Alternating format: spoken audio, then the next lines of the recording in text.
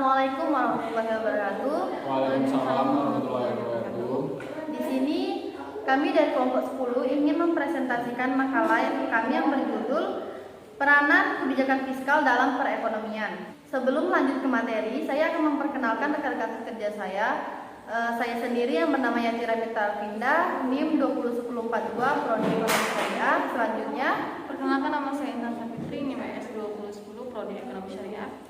Saya Asnawi, Prodi Ekonomi Syariah, NIM 201030. Ini tentang macam-macam kebijakan fiskal, yaitu macam-macam kebijakan fiskal itu meliputi kebijakan ekspansif, kebijakan kontraktif. Nah, kebijakan ekspansif ini dilakukan dengan menaikkan pengeluaran pabrik dan menurunkan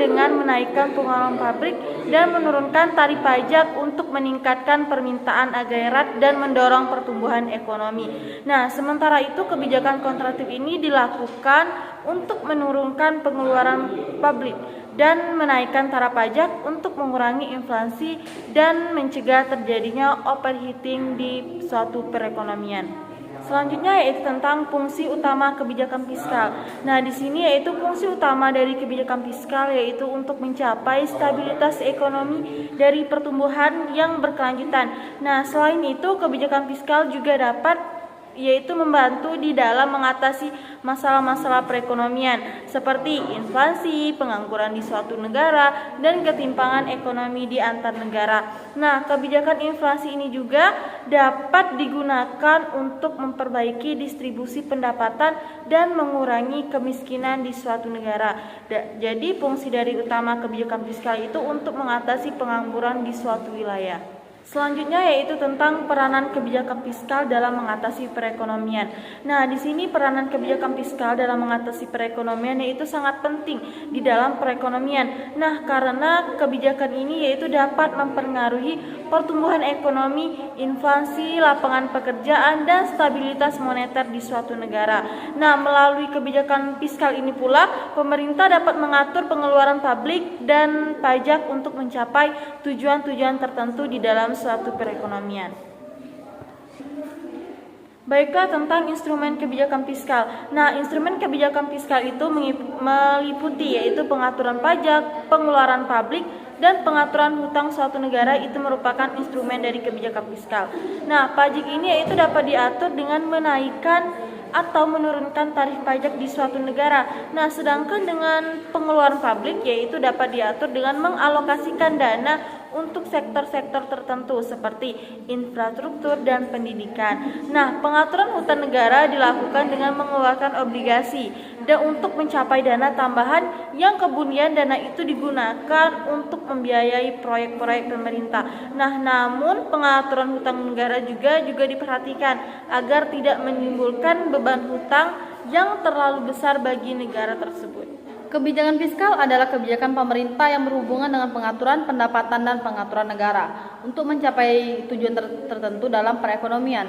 Kebijakan fiskal meliputi pengaturan pajak, pengeluaran publik, dan pengaturan hutang negara. Pemahaman tentang kebijakan fiskal penting karena kebijakan ini dapat mempengaruhi pertumbuhan, ekonomi, inflasi, lapangan kerja, dan stabilitas moneter di suatu negara.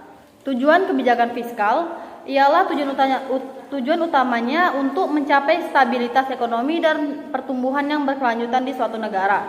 Melalui kebijakan fiskal, pemerintah dapat mengatur pengeluaran publik dan pajak untuk mencapai tujuan tersebut. Nah, kebijakan fiskal juga dapat membantu dalam mengatasi masalah-masalah ekonomi seperti inflasi, pengangguran, dan ketimpangan ekonomi di antar daerah.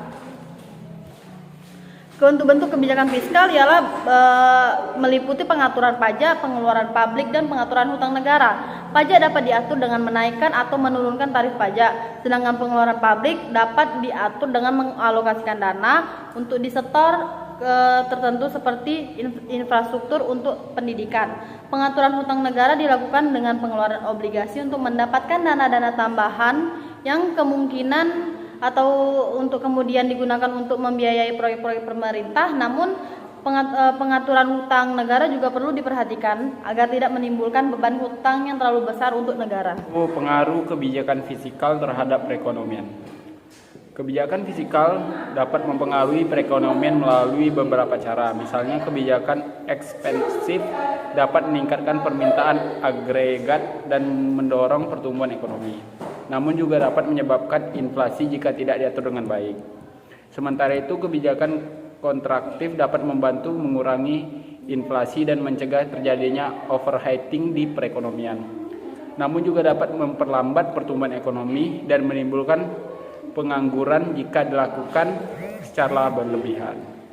Selanjutnya, contoh implementasi kebijakan fiskal.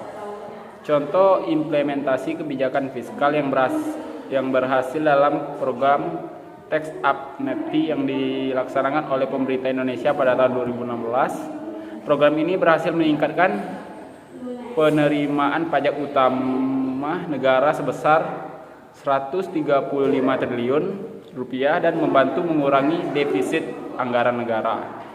Selain itu, pemerintah juga berhasil mengalokasikan dana untuk sektor-sektor strategis seperti infrastruktur dan pendidikan melalui program pembangunan nasional yang bertujuan untuk meningkatkan daya saing ekonomi Indonesia di kancah global.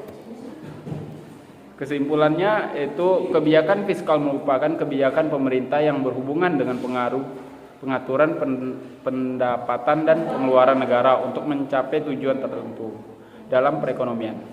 Pemahaman tentang kebijakan fiskal penting karena kebijakan ini dapat mempengaruhi pertumbuhan ekonomi, inflasi, lapangan kerja, dan stabilitas moneter di suatu negara.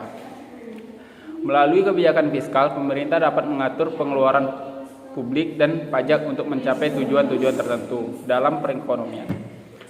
Dalam implementasinya, kebijakan fiskal perlu dipilih dengan bijak dan diatur dengan baik agar dapat memberikan dampak yang positif bagi perekonomian suatu negara. Baiklah, itu hasil pemaparan materi dari kelompok 10. Lebih dan kurangnya kami mohon maaf. Wallahul muwaffiq ila aqwamit thoriq. Wassalamualaikum warahmatullahi wabarakatuh.